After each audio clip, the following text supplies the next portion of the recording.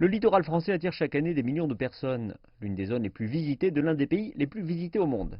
Mais l'été 2020 risque d'être bien différent, alors que les recettes d'avril et de mai ont été balayées, et quasiment tous les voyages de juin. Les hôtels et maisons d'hôtes en France ont connu une chute de 90% des réservations entre la mi-mars et la mi-mai. Depuis le début de l'année, c'est un chiffre d'affaires qui est pratiquement proche de zéro, puisqu'on ne pouvait pas louer du fait du confinement. Et depuis le 2 juin où on pouvait commencer à louer, il y avait un rayon de 100 km à respecter.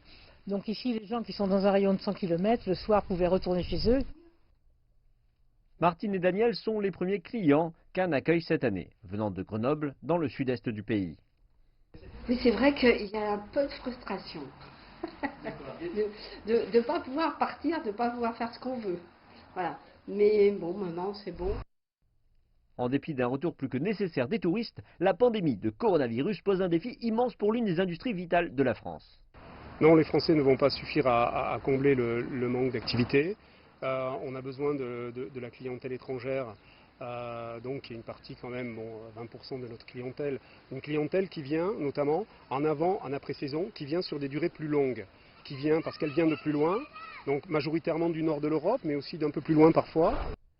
Des aéroports régionaux à l'industrie locale, aux glaciers tant appréciés lors des chaleurs d'été, le commerce traditionnel doit s'adapter à cette situation nouvelle engendrée par la pandémie.